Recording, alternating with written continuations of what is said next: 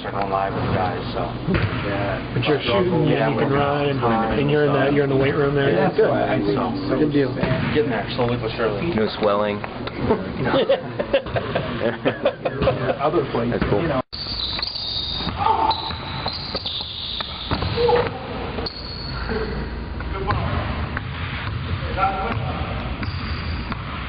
Yeah, if you want to take one more time to put on done. Oh, yeah. I'm too big.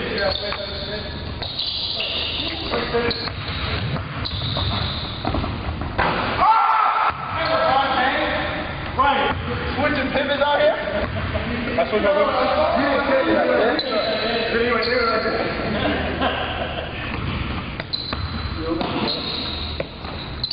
The man out. What's up, bro?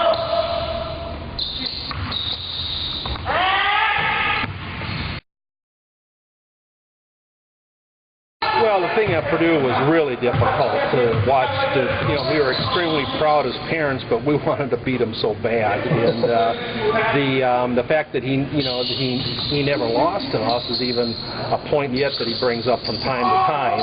But it's watching in the pros is easier for me just because you're playing at the highest level in the world. You're playing with guys that have been they're going to be Hall of Famers. People who are unbelievably successful and have great discipline and focus. That's the thing that Brian says, if he could go back and start all over again, is just the type of discipline and focus that guys like Nowitzki and Jason Kidd have. He says it's just so impressive. He's very accepting of his role. He understands it. He takes pride in it. And just like I was talking with Lauren there, if he's going to go in and defend the basket, he's going to get his money's worth on a foul. Yeah, what's it like when you're watching that and you see that entire arena is sort of turned against him, and some guys doing something behind the basket at him, and not a whole lot goes through my mind. I know he takes great pride in getting the other team and the fans to start yelling at him because he figures he can take care of himself, he can handle it, and it lessens the pressure on one of the other guys. He's a free agent as of this morning. Depending on what happens with the NBA lockout, he's looking for work. And I'm sure that Dallas will probably spend some time talking to him, and he'd love to go back. But at the same time, he wants to continue in the NBA, and there's 30 teams out there, so he's shopping. Will Brian be reprising his ball boy role on the August 6th reunion? No, I don't know that he can come back for that part, but he thinks about it. If you go down to the ribeye restaurant, and on the wall over there, just behind the salad bar, there's a picture of maybe Kendall Gill, Nick Anderson, someone there, but there's Brian sitting underneath the basket with his little baseball cap on and doing his ball boy stuff. Does it have his name on the plaque? No. So it's kind of secret? Kind of secret. You have to kind of know who you're looking for, but we've seen it. Okay.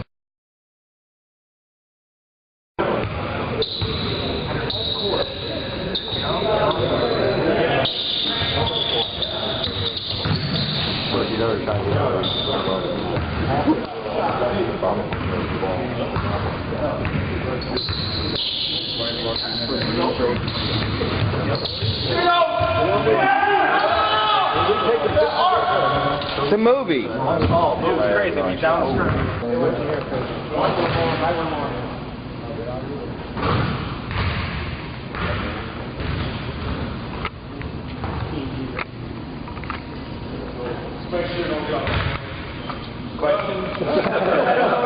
No, we're really excited to have another basketball family reunion. Bringing the former guys back. Obviously, Darren's foundation and Darren kind of spearhead the thing, and having the star power that he brings, to get him back. We just appreciate him staying involved, and then to have all the other former guys back. The opportunity to have the players back on campus, I know they appreciate it, the fans appreciate it. You saw the last time, the turnout was unbelievable. I don't know if we can get close to that, but if we just have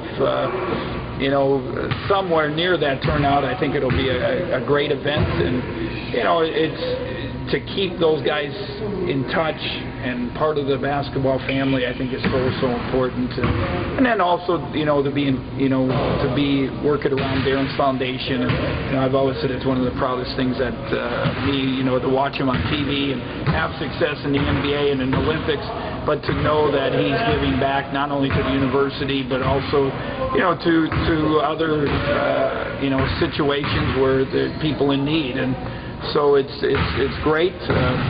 We're just really excited. I know we've had a great response already, and I think we'll have a lot of players back, for it, and hopefully a great event that matches the last time we had it.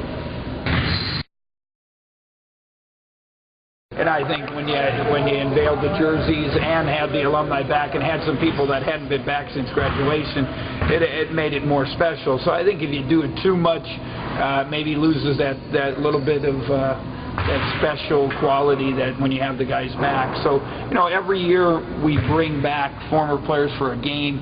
But I think every 3, 4, 5 years you want to have an event like this. And we looked at 12, but in Darren's situation, he's hoping to be in the Olympics in London. So this was the chance to do it. We have to do it in August because of the players that are go to Europe. And before those guys take off, if you're going to have enough guys to play in the game that are in shape, those are the most important guys. So that's why we're doing it. That weekend, you tie it in with our trip to Italy. I think it'll be a great event. We're going to have probably a little inter-squad game, prelim game to the alumni game, and so our fans will get a chance to see with a lot of new guys coming in, a chance to see them in August. And our fans are always very basketball hungry and want to see it, so they'll have a chance to see us, and then the alumni game. So it just worked out with a good situation with our trip and Darren's event tied in together. Holding it in August will give the major donors an opportunity to see how much you need a renovation and air conditioning. Well, there's no doubt it's been brought up, and we had it in September and it was hot and people still came and enjoyed it, and we'll keep it short. We'll probably play 15-20 minutes. The alumni game, for their own sake, for the conditioning, that will keep that thing short. And I think it's just to be there and see the former guys and a chance to get autographs and see our new guys coming in. I think it should be a nice Saturday night before football gets going. That'll count as one of your 10 practices? We'll do probably practice in the morning. We'll do a short practice in the morning and then have the inter squad in the afternoon. You just get 10 days of practice. I don't think there's any.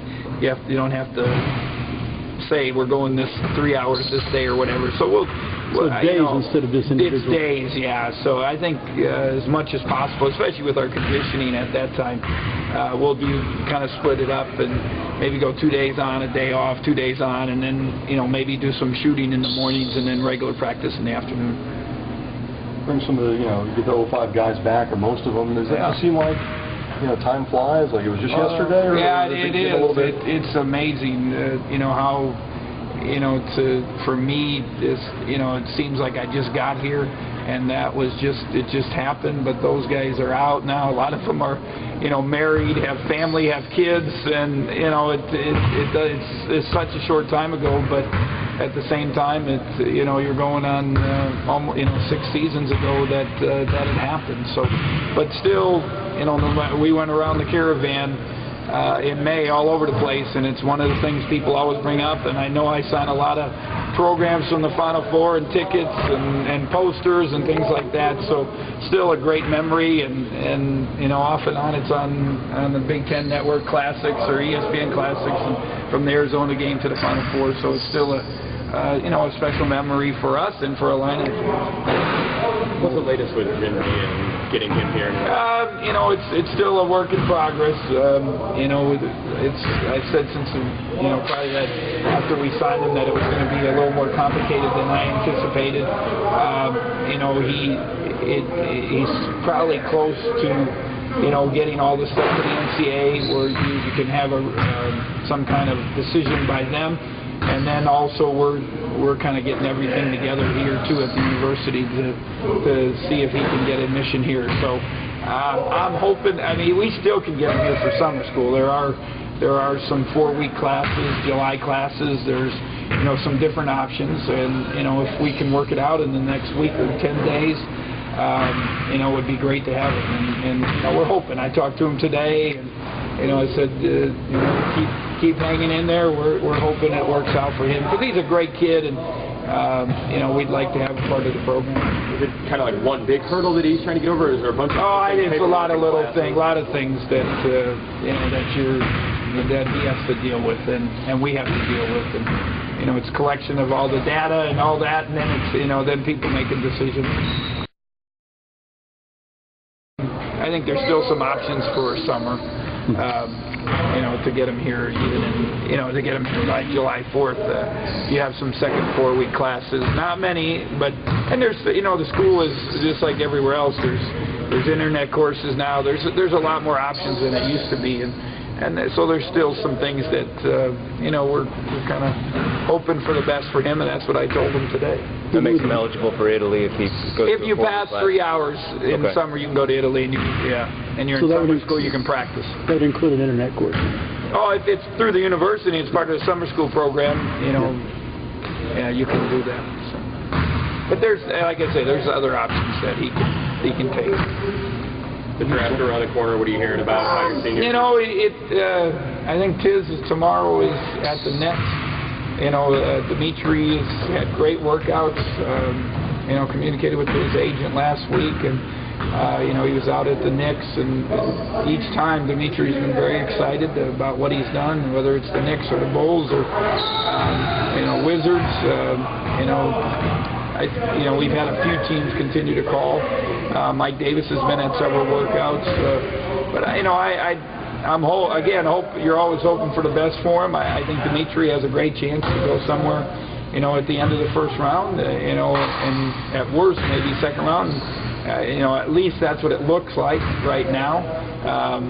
But a lot of things can happen. That one team that was going to pick you, they traded, or something else happens, they pick another guy that they didn't think would be available, and then you can drop. So I told him, no matter what they tell you, keep working. Because the more teams you have interested, the better situation, more opportunities you have for him. And I think with Mike Davis or Mike Tisdale would be a specialty thing where Tiz went up. I think the last workout he was at, he shot 22 for 25 from 3, and that's good for anybody. And when you're a 7-footer, it maybe gives you a little bit of hope that maybe somebody will see you as a specialist. And then Mike Davis, his athleticism and ability to run and do some things, maybe give him a little niche that somebody gets excited about him. All the freshmen are successfully in class and now. Yeah, they're all getting them all involved today, and then we'll just slowly but surely get them acclimated here over the next week. You've been close to the Cardinal family for many years. Oh, yeah. Your thoughts about the way that ended last night? Well, just really excited obviously for Brian, and I think for basketball, I think it was good.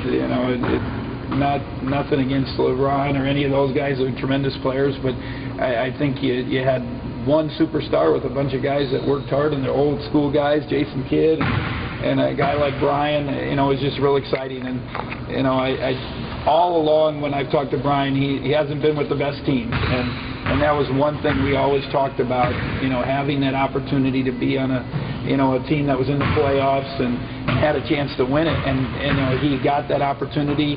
Kind of unexpected, really, with Dallas. He knew Coach Carlisle through one of his previous teams, and I'm not sure Mark Cuban was excited about Brian early, and they didn't give him a contract, and he had to make the team, but he's just been so excited all year, and then obviously to be in the playoffs and then to play a role. It was so great for him, and we text back and forth, quite often the last couple of weeks, and.